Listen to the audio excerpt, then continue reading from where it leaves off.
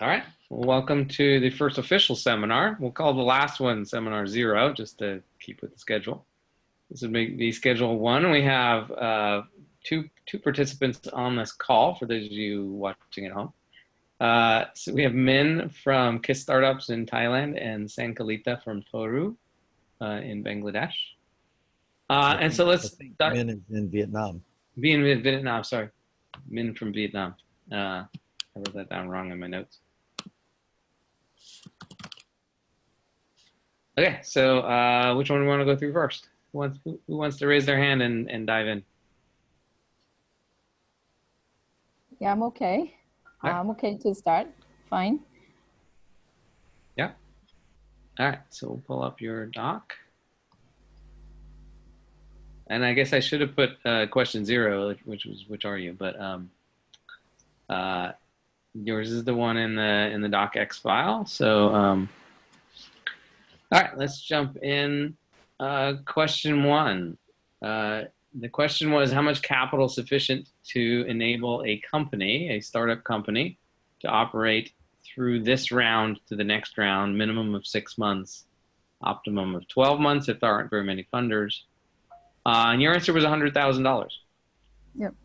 And so is that based on seeing a lot of pitches and everyone asking for $100,000? Is that from graduates of yours? Where's the number? What gives you confidence in that number?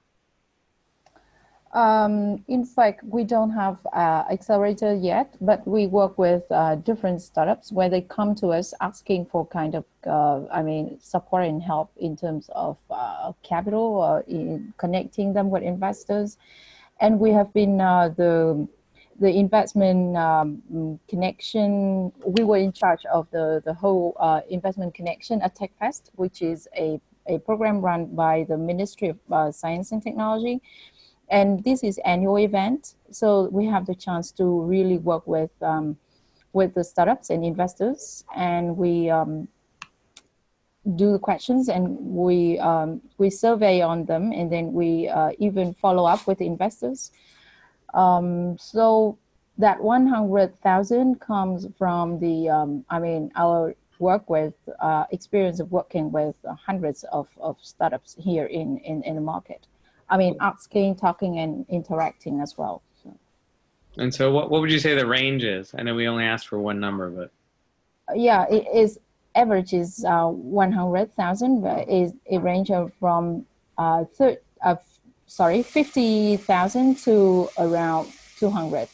And that's why we take that number. It depends on the industry as well.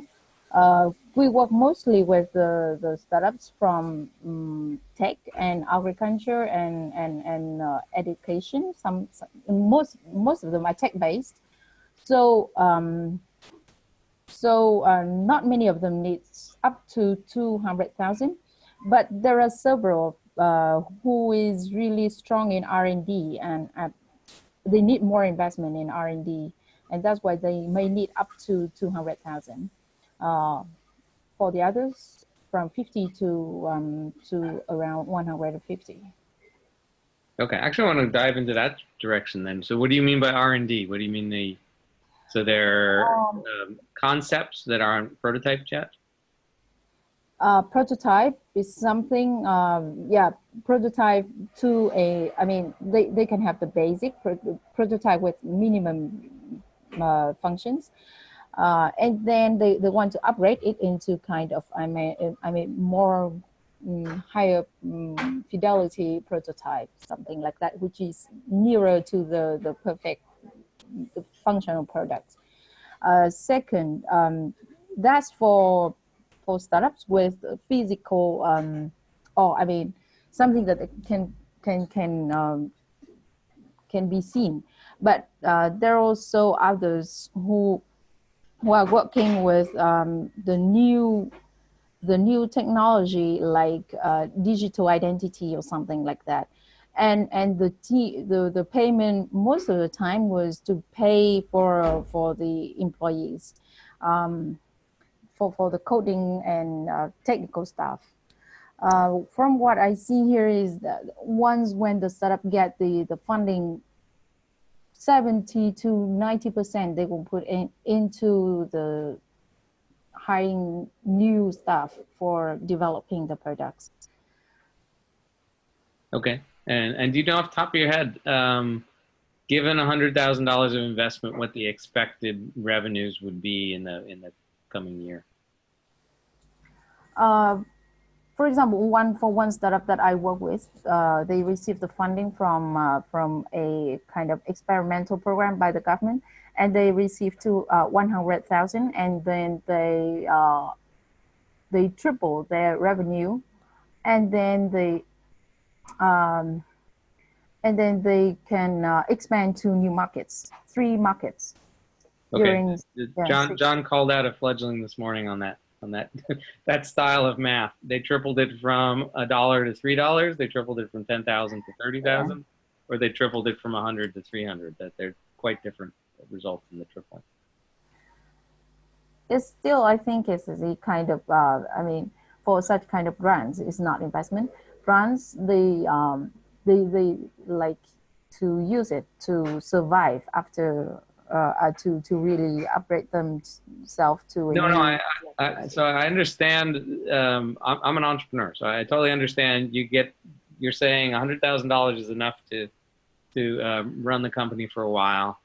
What I've seen out there, the big difference, the kind of the range of companies that I see in working globally as an accelerator, is some companies given $100,000 will get a product to market and make 10,000 and prove that somebody cares. Some of the companies will take $100,000 and turn it into $100,000 of revenue, not profits, but revenue, which is amazing and rare, but lovely. And then there's a handful of companies out there where you give them $100,000 and they turn that into $200,000 or $300,000 in revenue, and it's usually like 80,000 in profits, not quite paying itself back in 1 year. So of all these companies, you've seen hundreds of companies, and you may not know the number, but like, what's the normal promised revenues for the next year of a company that needs 100,000?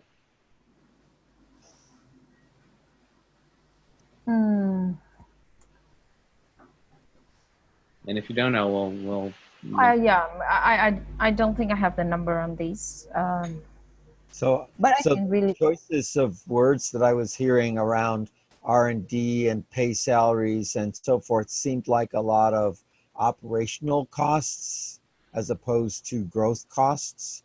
And so I'm suspicious of the question then of whether or not these entrepreneurs are actually producing a business or whether they're just operating the process, right? That are they actually changing their revenue along the way? Or, I do one prototype, then I get 100,000, and then I do another prototype and still I have no revenue.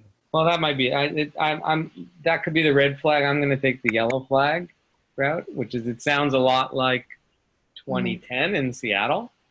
So give me X dollars and I will go and bring the product, I'll get the product ready for market, right? The idea stage, or I have a prototype, but no one's buying it because it's not actually a minimal viable product. It's a prototype. That's the concept. So the reason I went down this hole was because you said R&D. The other pattern I've seen often for especially the university spinouts, is somebody has an idea, they got some research, they've done that on grants. It's not at all ready for being a product that anyone would buy. It's the end of the research phase, and then they really do need some final bit of R&D to turn into a product. So we may be just having a jargon issue here, and English has a lot of subtleties. So when you're saying R&D, I'm just trying to use revenue to try and get to what stage these companies actually are.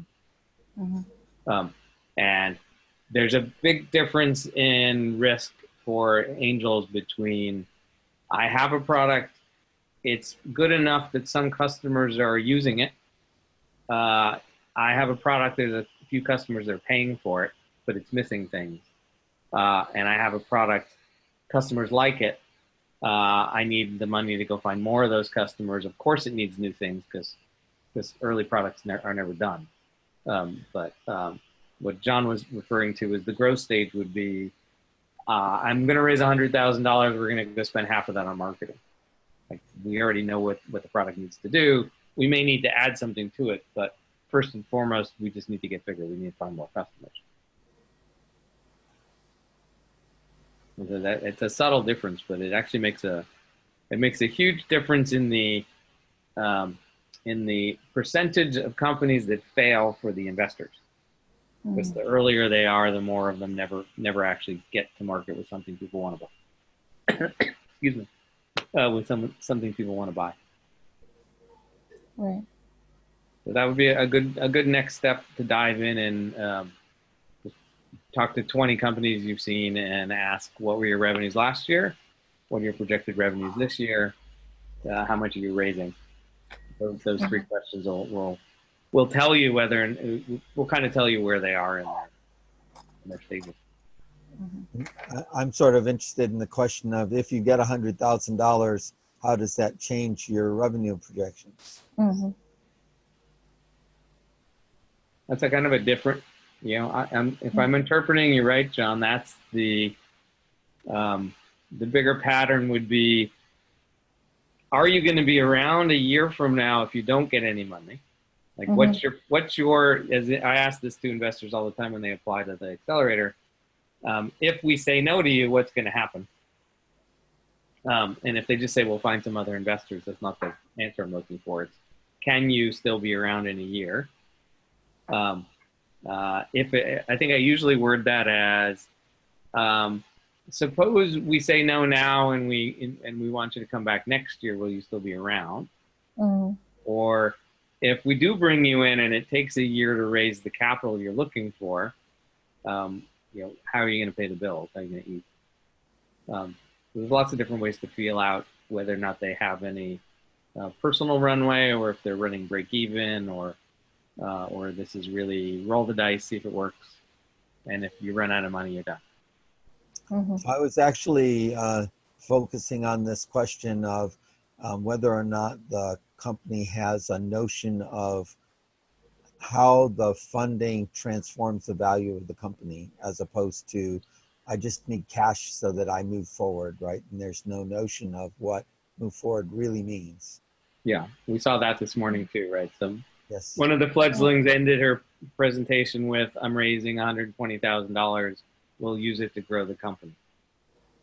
That was not the right answer. Right. I see your point. Yeah. So what you're supposed to say is, we need $120,000, and we're going to spend a third of it on equipment, a third of it on people, and a third of it on marketing, or sometimes even more specific. We're going to buy this piece of equipment we need. It will increase our sales, from 50,000 last year to 100,000 next year or this year. So there's lots more ways to dive into question one. John, I'm going to leave you the question two. Yeah, I'm very curious about the demographics of the community. You used the word upper middle class. I wonder what the if you look at the quintiles, break it up into 5 pieces, the top 20% of your population, somewhere in the middle of that is an average of what the income is for that group of people, or what the net worth is for that. Yeah, but top 20% is the middle class in most of these countries. Yeah, so that's the question, right? Is where's the shift from middle class to upper class at, and where's the inflection point in terms of that? In the United States, our inflection point for the extra wealthy are in somewhere around the 1% level, but the people who are investing are below or are above the top 10%.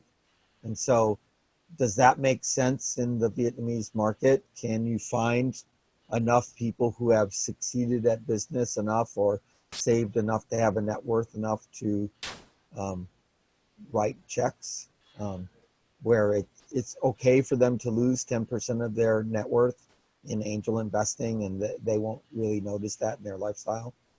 And so I'm trying to hone in on where upper middle class is so that I understand more correctly. So if I were successful in a business and I exited from in a company in Vietnam, what kind of wealth would I have generated for myself?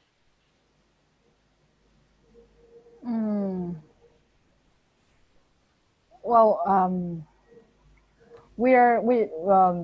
I have to say that we have just started to really discover the market. But from what we have observed during the past 3 years, those who have been investing in the startups Yes. include two types. First one, who the groups of, I mean, investors, but they invest in the stock market mainly because they have no, I mean, other choice. So either stock market or real estate.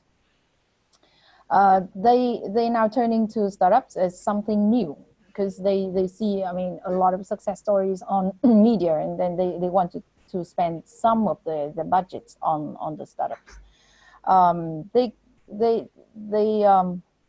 I mean, maybe they are attracted by the stories of $1 million startups or something like that, and they think that it should be something they should not miss.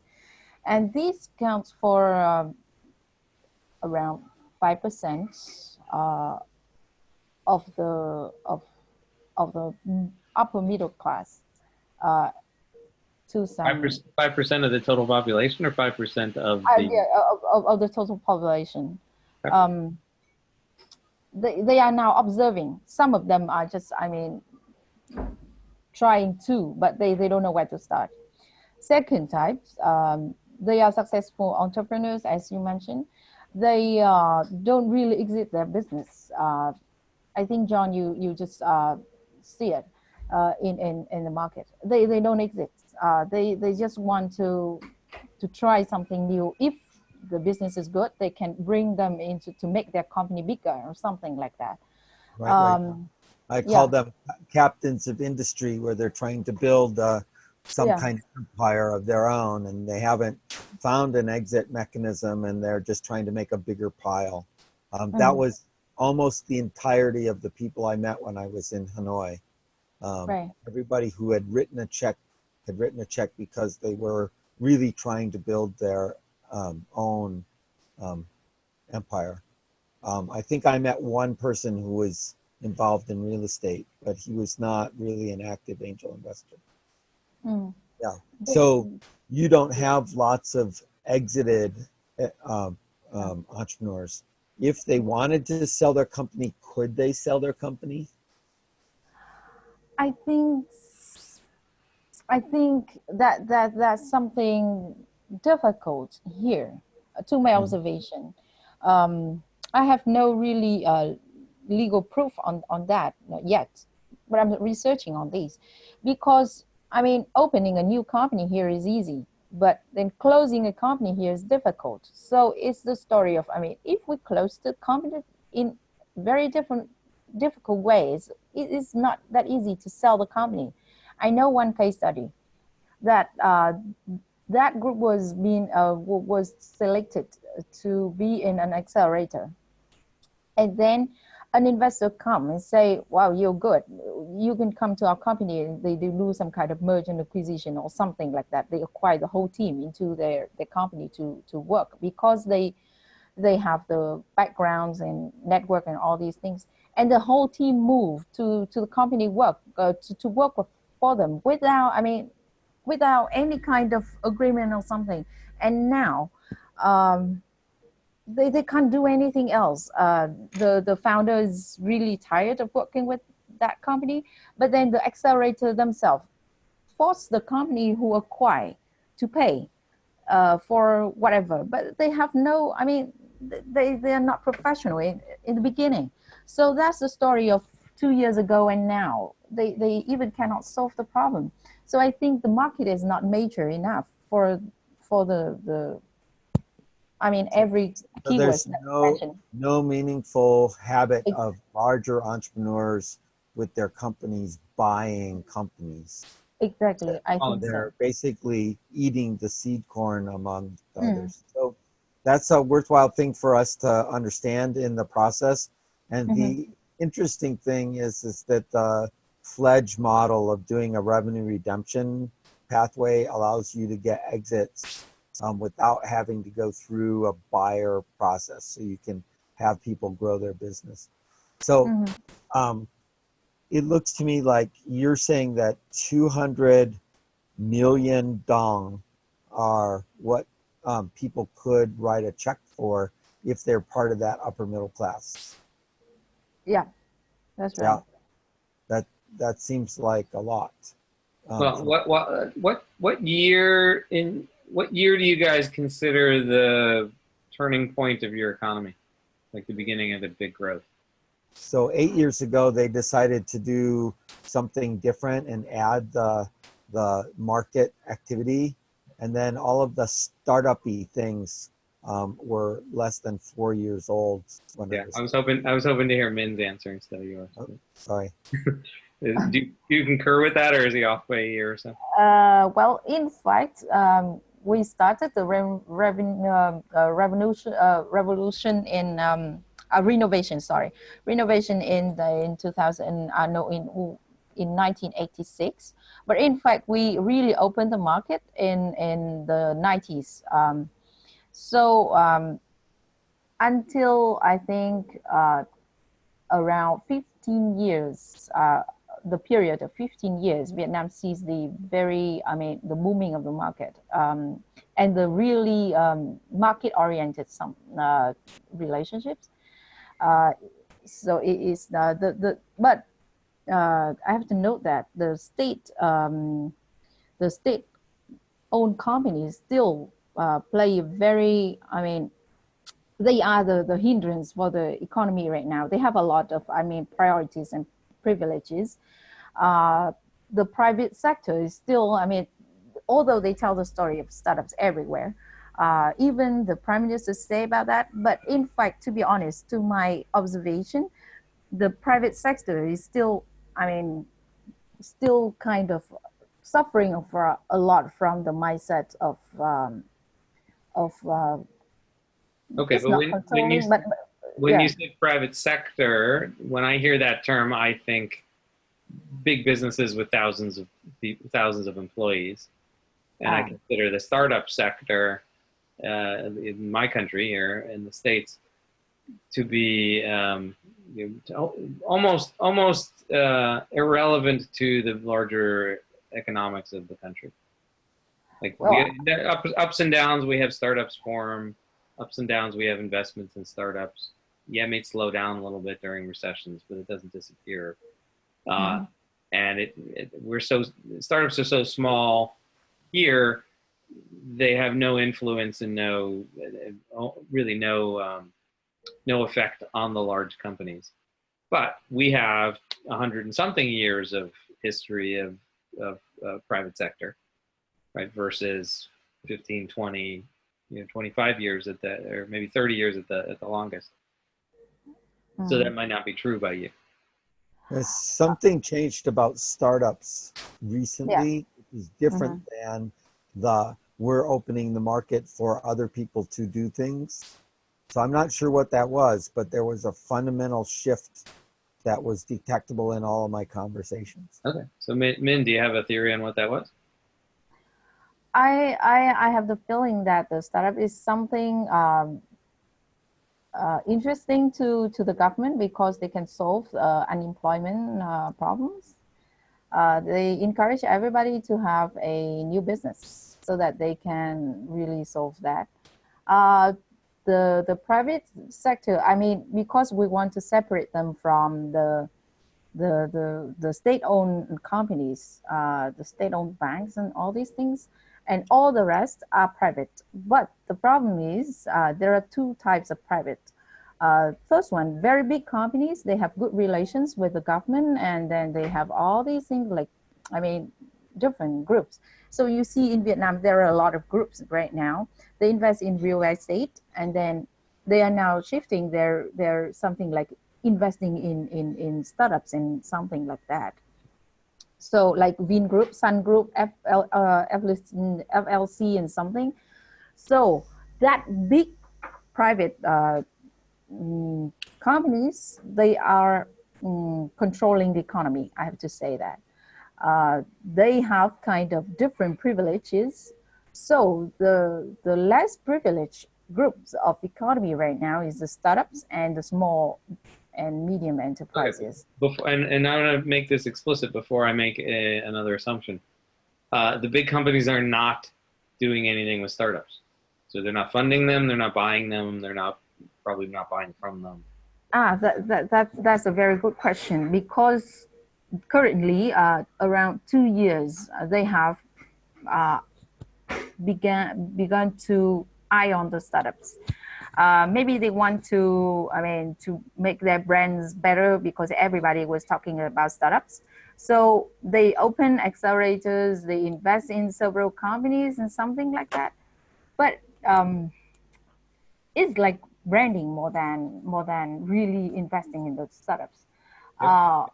Also, there's one more point on that, is that some startups refuse to work with big companies. Why? I don't want to really mention the names, but they kind of, ban on the names, because that big companies always ask the startup to show them a lot of things. And then they come back to the companies and they work on the R&D and they do almost the same thing. And they pay the startup with very, very, little amounts. So the startups refuse to work with them. There is one case that a big real estate company really invested in a startup in IoT. That's a greatest story that was even told on Forbes last year. It was a BMG group, and they invested in AMI, which is an IoT startup, and it was $9 million US investment. But I think currently they still they have problems on that, because the BMG group had some kind of relation with another big corporation, and the corporates was suffering from some political problems, and the startup, indirectly was affected by that troubles. So I have to say that B2B market here is not something good for the startups. And B2G is not good for the startup as well. If startup has new technology and they want to bid for some kind of working with the government, they can't, because they need to prove experience and all these things. And they can't have it. So even the government is not open to working with the startups. And the corporates are still kind of hesitating and watching and observing more than really work with the startups. Okay, that also. Go ahead, John. So I was going to step back into question number 2 and the details she talked about. Before you do that, I got one more question, which is, Min, you said the word startup so many times. Do you make a distinction between startup and SME? Yeah, I really make it. To me, here the startups in Vietnam, most of them are tech-based. They are overseas graduates. Most of them are overseas graduates. They have new technology and they come back to Vietnam, and then they solve the problem of the Vietnamese market and also regional problems as well. So they are different from, just, traditional business. Okay. All right, back to you, John. So if we have a newly started company, a couple of people, they need $20,000, and then the $20,000 investment divided by 20 gets you $1,000. That's the first line that I see here. So you think that it would be possible to gather 20 people who could write $1,000 check? Yeah, I think having the good thing is I don't know whether it's good or not, but it's too risky. But I can see that some of the successful entrepreneurs, they even put more than 10% of their budgets on the startups. Some of them, Yeah. yeah, to my observation. Um, but they think that they will succeed if they invest in round 10.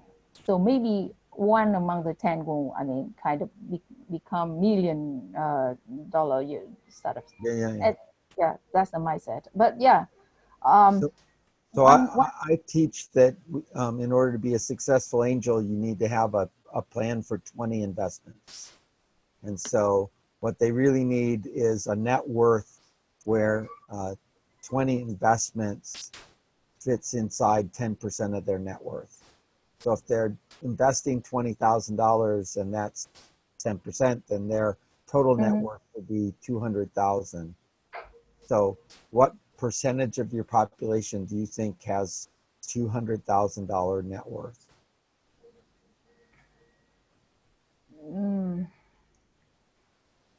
if just 200,000, I mean, counts, it depends on the question of how much of of the whole budget they would use for angel investment.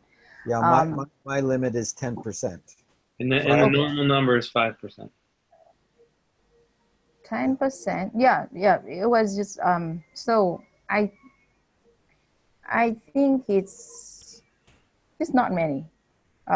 200,000 is not many. Um, let's say is around maybe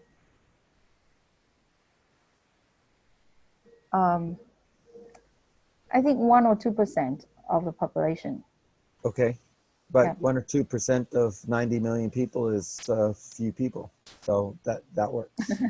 yeah. Yeah, okay. And so do you have a habit in your ecosystem of, a small investment and then that's followed by a different group of people making a larger investment?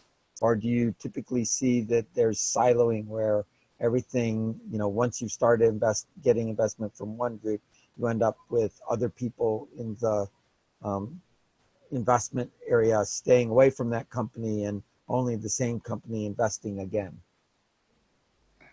Um, well, um, also, from what I know, um, there is not the habit of, I mean, working together here. Mm-hmm. Um, they tend not to invest in groups. That's the mindset I think they need to change. Um, but they tend to, I mean, kind of keep the good startup for their own. They don't think of the risks that they would have. They tend to invest either with, I mean, some of the friends or relatives or family, but sometimes they invest on their own, alone. Mm-hmm. Yeah. So how Uh, how much of it in some cultures you only invest in with family, right? The deals that you make are deals that are done inside the family network, and you don't mix families together. Is that true in Vietnam? right. It is also true. Right. And the amount from the, I mean, solo investor, what I see, the amount generally is around 10,000 per Mm-hmm. case. Mm-hmm. Yes. So you might have some of these smaller groups of investors doing 2 or 3 people putting 30,000 total in with 10,000 apiece. Right. Yeah. So I met a few people that were working together that way, that were friends, I guess, that would invest Yeah. together. Yeah. But it is a bit strange to me is that they tend to kind of create a group of three with different expertise so that they can invest in different startups in different industries.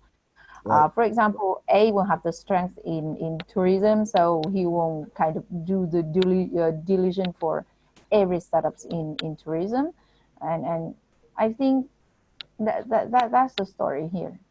Yeah.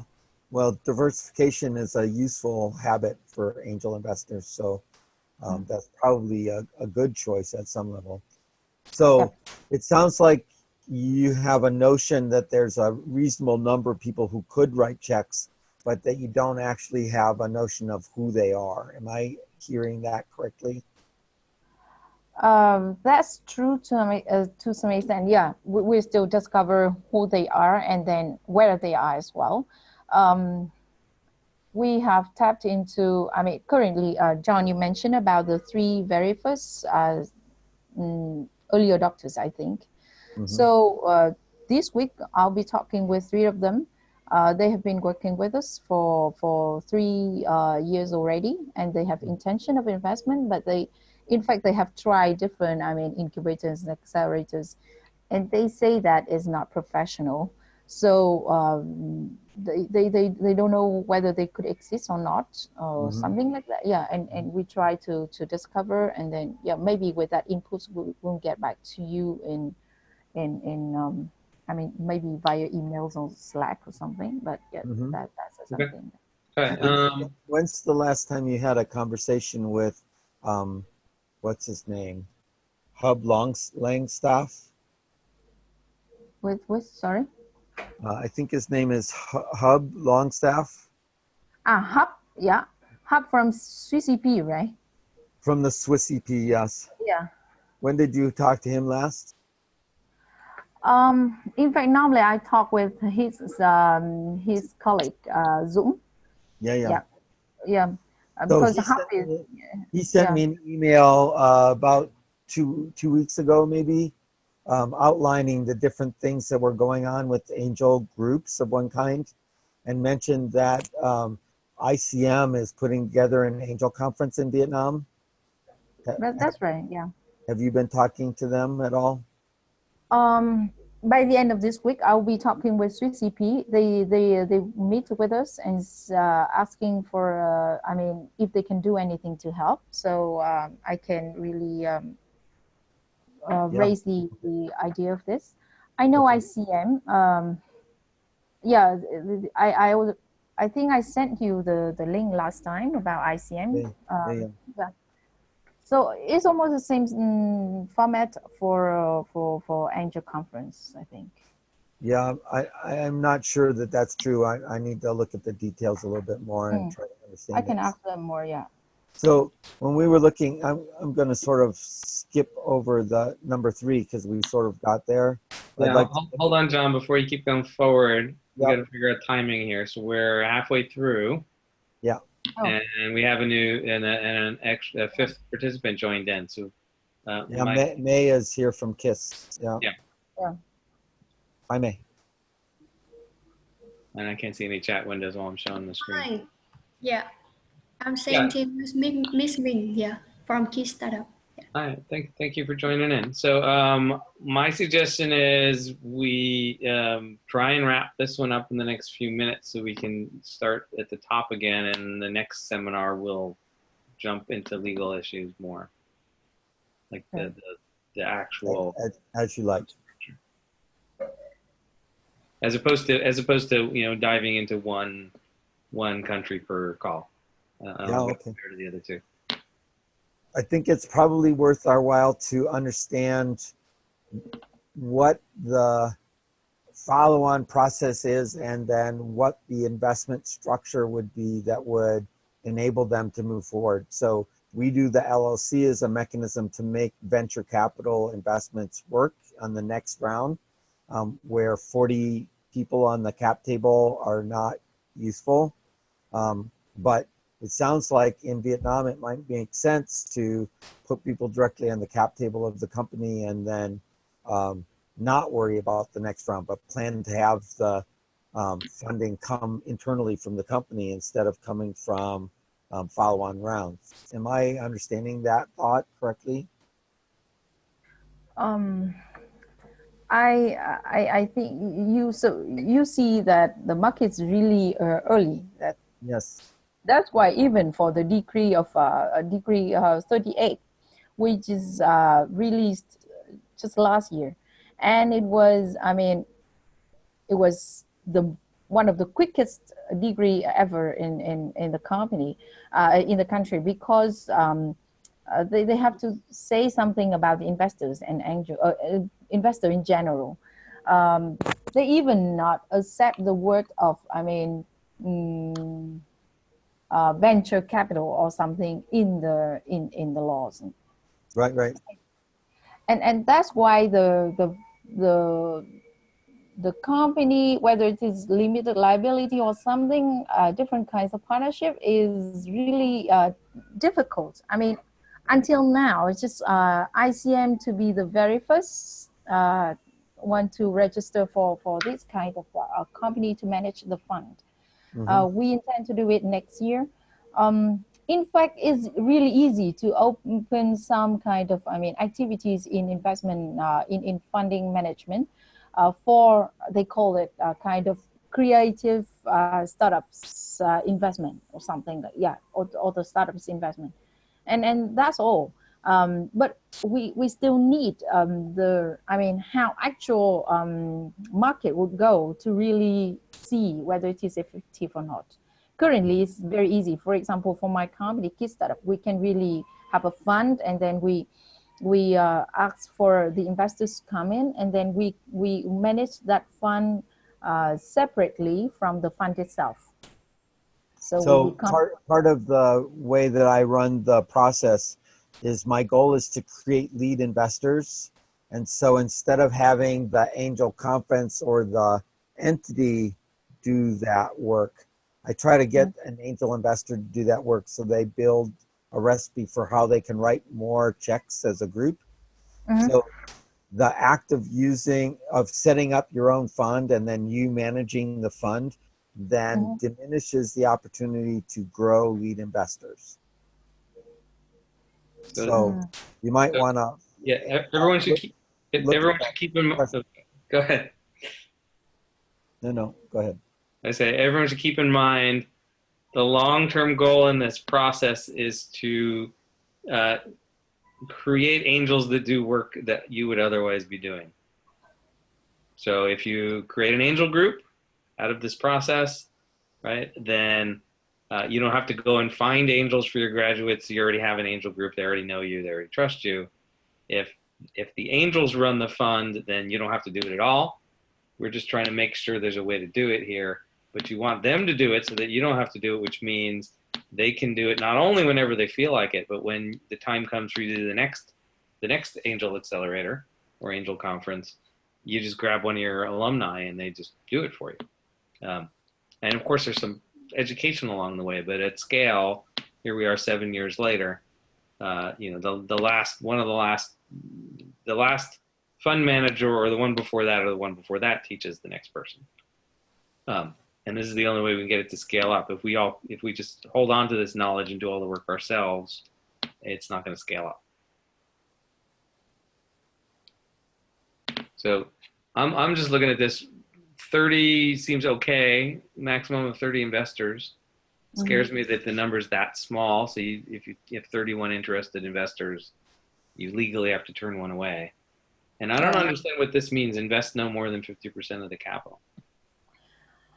Which means that the charter capital, I mean the register, for example, if the startup, they set up the company and they say that the whole the charter of the company is 9 million US dollars, for example, then the investors should the not. investors can't own more than half. Okay.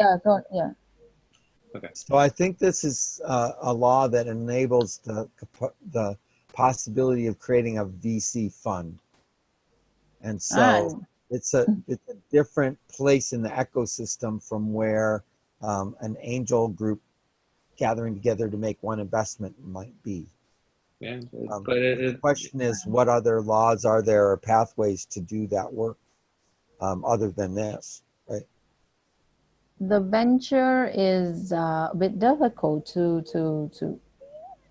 I mean, the reason why they don't have the venture capital on in the laws is that it's still, I mean, very controversial.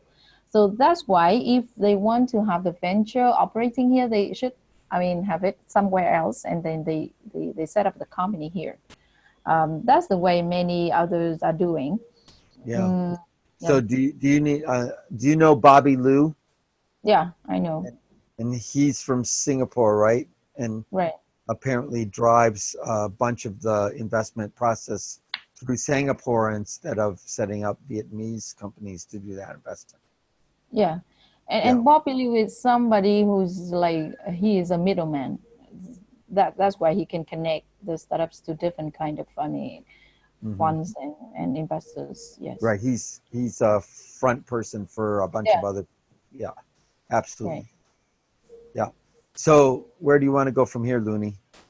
I want to go talk because we have Toru's here. I want to go and get Toru's up and jump over there and see where that goes. Where'd it go? Toru.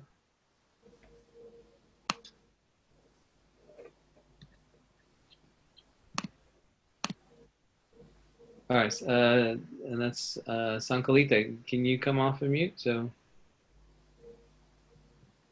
Yes. all right, thanks, Min.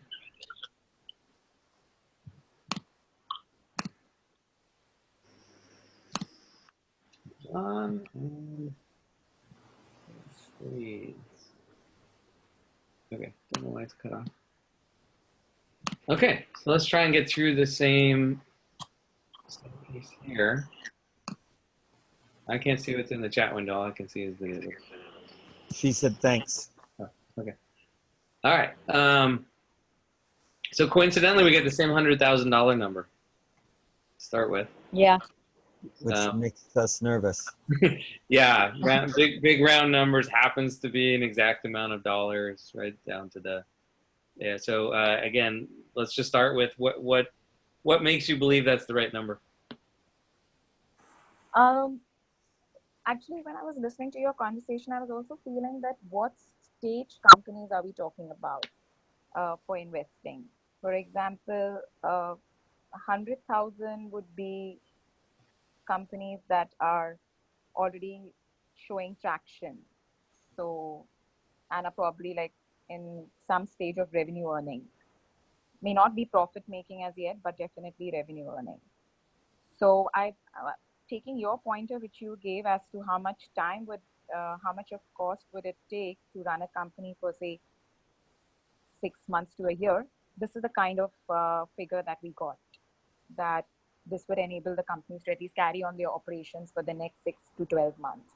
Again, here it would depend on the kind of company, exactly what Min was saying in terms of whether it's a tech-based company or whether it's a non-tech-based company.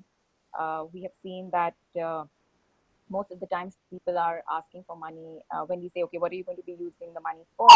It is mostly, of course, say a portion of it for, if it's a tech-based company, then a portion of it to make the next round of development. There has been one person who has also come up and said that he wants the money because he can go out to other countries and raise more money for his company. So based on what kind of asks that we've had from our cohort, this is the kind of figure that we got. Okay. So one red flag in that answer. Whenever an entrepreneur, and I've had this answer before, it says, I need this money to go find some more money. Mm-hmm. That's a giant red flag. Investors don't want you to roll the dice at a casino, and that's what raising money is. Yeah.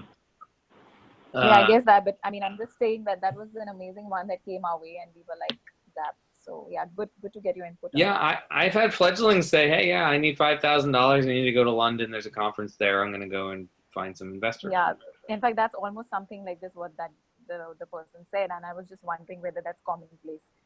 It's a common ask. It's a very uncommon give, but it's an extremely common ask.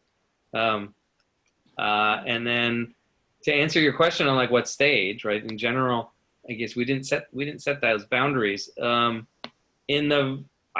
answer that saying that if it's an angel conference, right, business plan, business competition, then whatever companies are willing to apply, whatever companies are willing to, apply now, go through the process of being invited and go through the 12-week conference and potentially get money out the other end.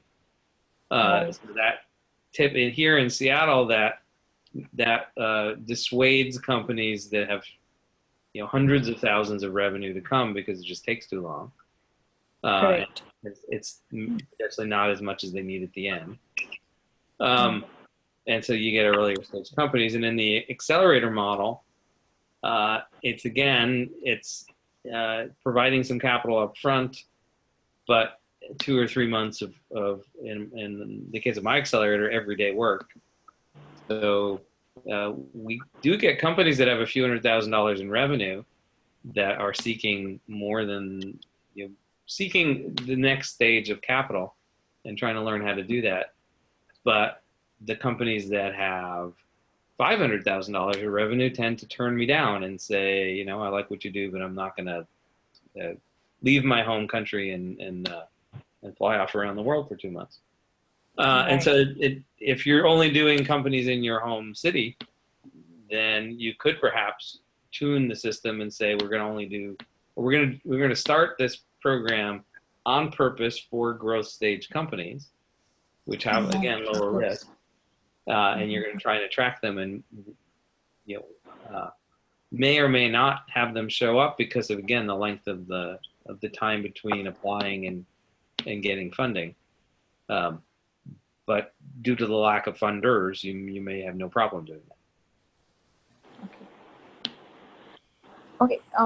And just I wanted to also tell you that over the last week, like I've been just speaking to a few potential investors, and I don't know if it's reflected here, but just in terms of the investor side, if I were to look at it, I see that there are 3 categories of investors in Bangladesh. So one would be like a majority of them have actually been asking for investments in the range of $12,000 to $15,000 to $18,000, and that is because this is probably the middle class, and it's also because there are very fewer alternative avenues for parking their money. I think I don't know if we spoke about it last time, but Bangladesh does not have that kind of an active stock market.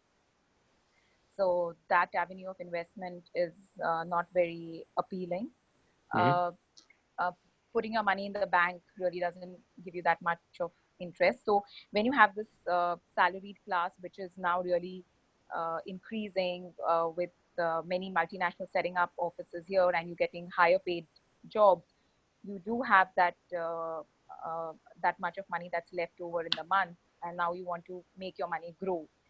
So there are a lot of people who said that if they wouldn't mind investing around $12,000 to $15,000, or even could go up to $18,000. So that's that class, because they just don't have any other avenues of investment. And when they're looking at anything else, the startup is something that's being looked upon as an avenue of investment. That is one. Then of course there are those that are writing checks for a much higher amount. That would be a fewer number of people. These would be say people from who are from big business houses out here. So they may not be investing they're investing in their individual capacity. So they are definitely writing checks for $80,000 to $100,000.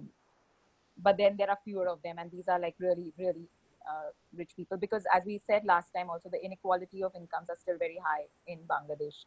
But of course, then there is a growing middle class as well. And then there is another set of people who would be very happy investing, say, $5,000 to $10,000 as well. So there is this, I mean, clearly like 3 levels I came across. And I think it would depend on then what kind of companies are they investing in. But of course, the main concern, I think, thing that really is still not very clear, or still not very, still makes it very risky, I think, is that the exit, because you do not get that many. I mean, maybe because the startup scene is very nascent as yet, and we've not had that many growth stage companies which have been able to then find a bigger investor so that the earlier investors could exit. But that is something, another gray area which still remains and which still is on top of people's mind as a concern when they talk of investing in a startup. Yeah, and did you come to my workshop in Singapore on the fix for that? No, I missed that, but I did see the recording halfway through, and that's why I'm interested in this, because you talk about the revenue-based exits, which will Yeah, probably so work with you. yeah, what I think everybody in the world misses is the invest and hope for an exit model only works in San Francisco, New York, Boston, somewhat in LA, somewhat in Seattle, not for everybody, somewhat in Boulder and Austin, Texas. It doesn't work in 90% of the US cities. I don't think it works anywhere in Europe. I don't know why people do it outside of those cities. Well, the Europeans are planning to have their companies funded in San Francisco, so they're very happy with the early stage stuff because the San Francisco folks are doing it for them. Yeah, but in general, venture capital doesn't work in Europe for lots of reasons. But well, there were 2,000 investors from Europe in the Slush event I went to, so somebody thinks it works. Yeah, I went to Cincinnati and there were plenty of investors around, and I asked them how many exits have there been, and nobody could name one. And I went off to Sunculp, and there were 40 or 50 investors in the room in Nairobi, Kenya, all happily flying into Nairobi, Kenya, because there's no local money, all flying in order to talk about investing. They were in the room to talk about my topic about investing without exits. And I went around before the workshop started, so I knew the answer before.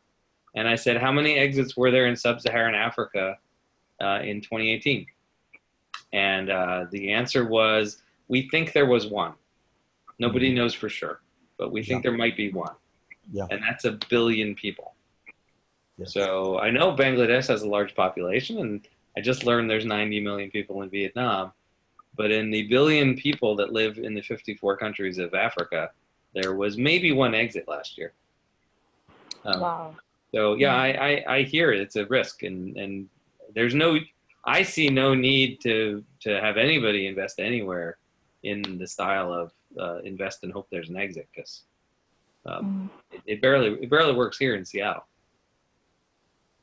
Right. Yeah, what's in the back of my mind is there a second fix? Is there something else that we're missing that we haven't tried yet?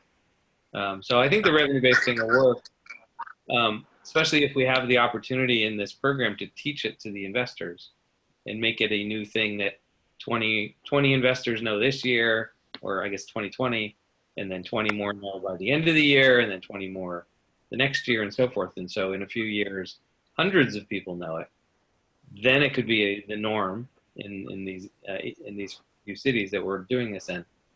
But there may be a third choice that we just haven't thought of yet. So part of what I'm listening for in these answers is there something else that fits what John said? Is there something else that fits the model of these rich people who want to own things, as opposed to buy them and sell them off to other people?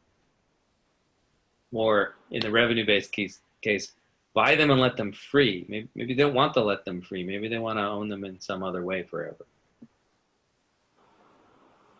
Or maybe there's a fix for the stock market piece. And I'm working on something like that in Africa, and it may be applicable here. I may bring it up on a future call, but I still why don't we jump into John's questions on numbers of people?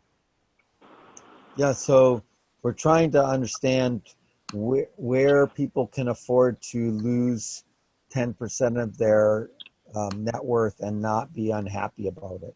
And so you're suggesting that there's a reasonable thing for the upper middle class, but then we get to 1% of total people in Dhaka. I'm not actually getting a number there.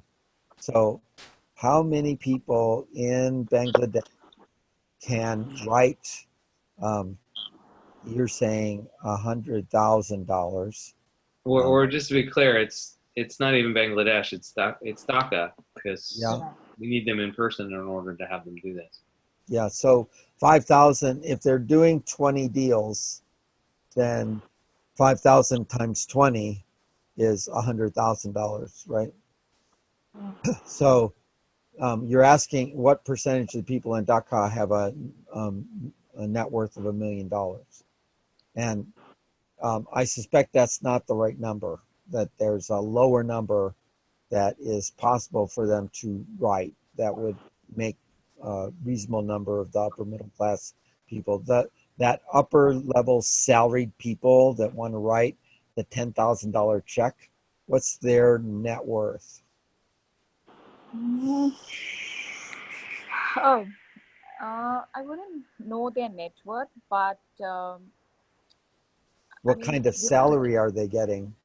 okay. What kind of salary? So their salaries would definitely be somewhere, say, $130,000 annually, $130 to $150,000 annually, or and a few more who would be getting even more than that. Yeah, so we'll do a quick calculation at the bottom. So if they're spending 5% of their net worth, of their salary each year, then they could write essentially, what would that be, $7,000? 6,500. Yeah. So you would like that to be more than one investment, but they're capable of writing that investment. And so you might consider, somewhere between the $1,000 and $3,000 is the normal check size. And so if we had 20 people at $2,000, that would be a $40,000 investment into the company. Is a $40,000 investment into a company useful? $40,000. Uh, Yes, it would he- definitely be useful. I mean, but also then wouldn't it, many people here would sort of do it in a group as well. Like, so if you approach for an investment, they may also ask their friends or family, other members to sort of join in and make up the So they like sort of want to diversify their risk. Like many right, times when I've spoken to people and said, okay, like, so one person that we are working with right now, and we are working with a potential investor, and the ask is something around actually $100,000, and so the potential investor is actually saying that, okay, I want to do it with a couple of my partners. I want to do the 100,000, but with a couple of my partners, so split it among the three of us. right. So that So we're trying to tell the story that instead of having the 2 or 3 friends where you write reasonably big checks, that we get 30 friends and we write relatively smaller checks and spread it out more. So we're going to Right. get into 20 deals over the next 4, 5, 10 years that then spreads us out over many companies. But it also then allows us to collect a different range of people from the community to participate. So the numbers that Looney did in his calculation, right? You get 32 people at $3,200. You make $100,000 total investment. That's seems like a reasonable place to sort of target as this is an So just to run through how this worked, in case you weren't watching as I was doing it. So you said if they're making $130,000 of salary, we'll just take 5% of that, because usually people can have 5% left over that they want to go do investments with. So that's $6,500. But let's be conservative and just take it down by half to say either they're going to be conservative and not put 5% at risk, or you're going to run this twice a year, like John does in Seattle, in which case they'll be able to do 2 per year, so that in 10 years they've done 20 investments, which is better for them. So that's where the 3,250 comes from. And so if we had 20 people together, we would have $65,000 to invest. And then I just quickly, I said 30 was just a little bit shy. 31 gets you 100, but I like even numbers, so 32. So we're saying that we should have to get 30 people together. So running backwards, if we believe that 3,000, 3,200, right, whatever's the next round number in your currency, around Correct. just above 3,000, is the ask per investor, and you think that's reasonable because you had said 5,000, so this is less. Right. If we can get 32 of them together into this pool of capital, then we can put together $100,000 of capital, which matches your estimate of what's needed. Okay. So, you know, that quick And calculation tells us that this is kind of in the ballpark of what we need in Dakar to put this together. So we don't need 40. 40 would be nice. If we had 40, we would have, you know, 130, which might be two companies get funding. One gets the 100 and one gets 30. Or two get 60. But it means Now, you don't need we 40. we were talking earlier about funding all of the companies that entered into the accelerator. Well, two models, right? So there's two ways to do this. You can say we're going to do the angel angel conference. So in the angel conference model, oh, I spelled that wrong. It's winner take all. And in the angel accelerator, should know how to spell that by now. It's this divided by, I like 7, so I'm just going to make it 7. And so that would be just shy of $15,000 each, which is totally in line with what we give the companies in. Oh, actually, sorry, that's the total budget. And so that would be something like half of this is cash and half is expenses, more or less. So that'd be $7,000 per company to come into the accelerator, or $7,500 per company to come into the accelerator, which to me, given Bangladesh, seems about right. We're doing 15,000 in Peru. Peru's much higher middle income country. About half of what we give the companies is they come to Europe. Yeah, this sounds. But of course, I mean, if we are able to get investors who are willing to pay more, then we could do with a lower number of investors as well, right? Yes, except that your goal is to train people to be investors so that you get more and more investors. And so when you optimize for getting fewer investors with larger numbers, you attract a smaller number of people in the total population, and you also leave less footprints for other people to invest later. So because we do lots of little investments and we've touched 300 people, we now have 150 people writing checks in the Seattle ecosystem, where had we done the venture capital thing and gone and talked to the 20 people that could have given us that money, we would now have, you know, less than 20 people involved. Yeah, I see your point, John. So Yeah, that makes sense. So if it turns out that 5,000 was the actual number that they were willing to put at risk, and you got 3,000 from them, well, they should feel like I can do this again. Right? Find other ways to do it besides waiting for the next angel accelerator to come around. Or they could fall in love with what has happened in Seattle is they either, again, two different models here. They either, in the conference model, they like another company, and therefore they know how to pool together, and they pool together a second investment. And so if they feel like they have the money to do that, that's great. And in the accelerator model, many of my investors do follow-ons. And that could be adding more money into the fund because there's now a mechanism to do that. And it could be making a direct investment on their own. And it could be making their own little pool on the side. So not maxing out, not trying to max out the total amount you could possibly get per investor should leave more money moving around the ecosystem, and maximizing the number you think you can get into the program will, as John said, maximize the total number you'll have in 5-10 years. Okay, yeah, that makes sense. And I think that's something that I don't know if I said earlier, but also that we've come across here is that people do feel a little hesitant to invest in startups. They do not have the right kind of orientation for it. So that's why I do think that something like an angel conference and an accelerator could really work both ways, because then they would be more confident about how they're putting in their money and where it's going. Okay. And then when I see a number like this and its goal is 32, the next back of the envelope calculation I do is to just multiply by 10 and assume that if you can find, if in your networking you can find qualified leads of people who you think match this demographic, and you talk to 320 of them, then if 1 in 10 say yes, you have your 32.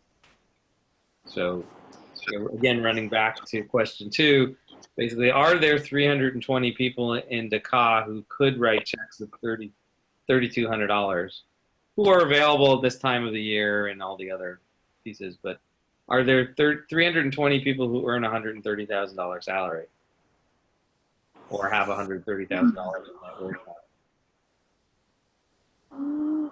Yes, I think there are. I mean, and again, I would say that this would also include people who are probably not salaried but the business class, and would still be willing, and they are looking at investments in a big way to really make use of their money. So I would, if I were to take them into account, I really don't know exact number is 320 or not, but I'm very sure that all combined together we would be having 320 definitely.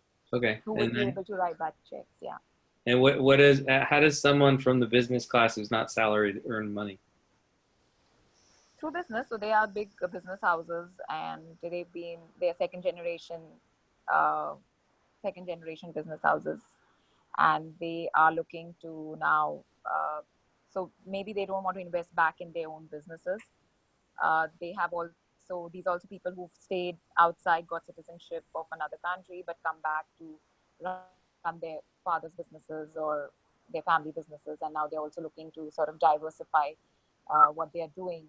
So when they invest, for example, in startups, not all, but I do know a few who have also invested in startup, because they also see themselves as mentors for these startups, especially because they are well connected, well networked in Bangladesh or in Dhaka, and they are able to help these startups with what could be maybe policy hurdles, regulatory hurdles, or also like how to grow their distribution networks. So there are many who are not like, who may not be really happy doing their traditional businesses, but that's where the money is coming from. But this is a way for them to get into other kinds of businesses by investing in startups and sort of mentoring them.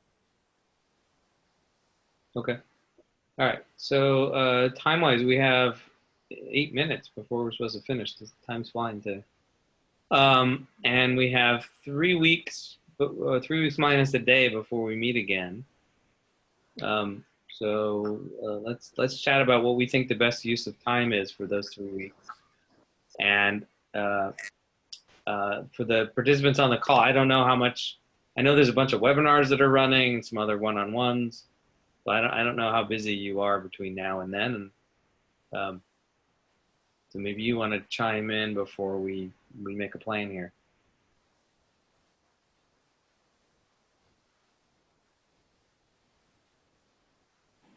So if we were to take this, I want to take this forward, yes. But what should we be doing? What should we be looking at the landscape more for? What more questions? What more answers should we seek, so that we can actually get this going? What more research should be done? What are your thoughts on that? So I have lots of thoughts, that's for sure. Yeah, I'm waiting for you to chime in here. Yeah, so you have to decide one direction or the other, whether you want to fund the angel conference, where you're picking one and you're trying to produce angel investors and then hoping to then recruit them to engage with your accelerator, or whether you are trying to tie the angel process to the accelerator and want to integrate with them. And that will functionally set the timeline and set a bunch of constraints on what kinds of companies and what kind of marketing you have to do for each.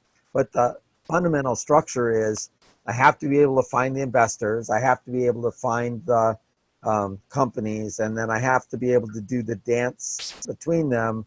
And then in the end, I have to write the business agreement.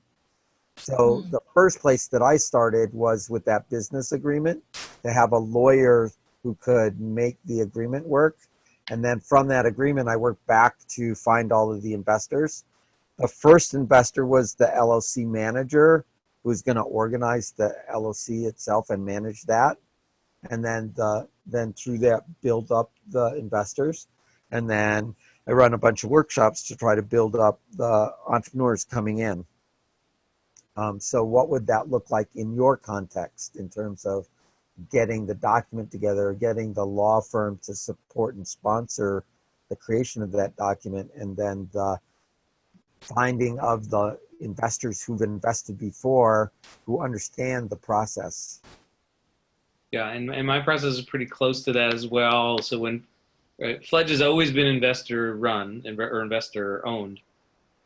So we did not tell the world it existed until we incorporated the fund, which meant we already had the agreement between the fund and the investors written. Therefore, there was a whole bunch of money that got spent on lawyers before day one. And so the day we incorporated is the day we announced it to the world, and the first day I went out looking for funding. So there was a bunch of legal work done ahead of time, and then everything was done all at the same time, finding investors and finding companies, all was simultaneous. Which is relatively painful. And so if you separate the investor search first, and then once you have the money committed, you hunt for the companies, you will be happier.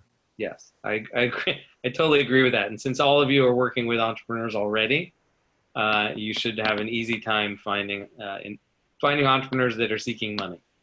That should be your easy piece. But I started from scratch with no accelerators in town doing what Fledge does or what you guys do, and so I had to do everything at once. So I do not advise that. But you do have to do the legal part first. So I'd say, given we have this big break, I think this is the longest break in the seminar series. Let's focus on answering question 4 in way more detail. And May, I hope we can get some answers from you between now and then as well on the rest of the questions. But let's get a really... May is part of Min's group? Min. No, May was May, right? Yeah, May is part of Min's group. Oh, okay. Sorry about that. There's one more out there that we talked to last time. I don't remember who it was. What country? The one in Malaysia? Philippines. Yeah. Oh, Philippines. Anyway, yeah. hopefully they come back. Yeah. But let's do. So Sun Khalid asked if you can send the paperwork in the chat. If I can send the paperwork Fledge uses. Let's see what. No, you just made some rough calculations on that Excel sheet that I'd sent. If you could just send it back. Oh, yeah. Okay. Yeah, sure. Not a problem. Thank you. Yeah, so I'd say the biggest piece of homework to work on between now and the 17th is to nail down the answer to what is the ideal legal structure for putting a bunch of investors together. And it sounds like that new code in Vietnam might be the answer, in which case, great. How much will a lawyer charge you to set that up, even though it's not a company? Like, to comply with those laws, what is it going to cost for real? What kind of paperwork does the investor have to sign? And anything else that might be strange about this structure? Or is the answer that, no, we're just going to do this where the investors sign an agreement with your existing company saying that they promise to invest in the company, whichever one that the group picks. And then when the group picks, whether it's the accelerator model or the conference model, they simply write checks directly to the company and there is no fund, in which case you have to have an agreement that's written by a lawyer, but you don't actually have to run a fund. So that's intriguing to me. I hadn't thought of that until I saw that in the answers. I think it's messy and is harder to do in real life than you expect.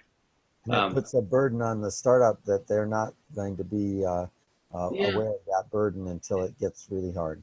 It is, but I've dealt with enough regulations around funds to think that might be the only answer in real life when you dig into the question here. And then the second piece is the second piece of homework. I would say let's work on an actual schedule. Let's come back on the 17th with here's the day we want to start. Here, John's question first, like, is it going to be a conference or an accelerator? And either way, here's the day that the entrepreneurs and the investors meet each other for the first time. And then work backwards and forwards from that to say, this is the day we need the investors signed up. This is the day we need the entrepreneurs signed up. This is the final day when everything happens. And the conference has been 12 weeks. Accelerators can be anything you want. I shortened mine to 7. Historically, we've done 10. What I've not done is I've not had to take into account how long it takes to train the investors. So 7 might be great for entrepreneurs and a little bit too short for investors. So you may have to tweak that. 6 months would be way too long for investors. It might be the right length for your entrepreneurs. So you're going to have to worry about that as well. And then on the last call, we had talked about having John and I use up one of these seminar periods to do a webinar to help you recruit investors. And so the next meeting after that is July 15th. So we do have another 3-week break, I think that is. Look on the calendar, right? 1, 2, 3, no, actually 4-week break. So I propose at this point that either we use the July 15th, and we'll choose this on the next call, to be that webinar to do that, or the last webinar is 1 week later. So we have the July 15th and then July 22nd. And so come back to us and tell us which is better. Should we meet the next time? Let's talk about legal structures, calendars, and how to recruit investors, and then you go recruit investors? Or do we have one more call where we talk about how to do that, but you only get 1 week to get them all scheduled and online for that 22nd, and then the only time we don't have any more of this scheduled webinar seminar stuff. After that, we just have some time scheduled for one-on-ones with whoever's going forward. We already told the powers that be that most of that one-on-one work will take place after this September 15th deadline, given nobody has time to run this in 2019. So we're going to push that out as long as they'll let us push that out. Does that make sense? Yes, it does. Thank you. Okay. So I'll follow up with some of that written down when I wake up tomorrow, because it's really late here. All right. Thanks everyone for showing up. Yeah. Thank you. Thanks for anyone watching at home. Anyone watching at home, we want more teams. So go to the Slack channel, fill out the questions, and let us know what your city's about. Okay.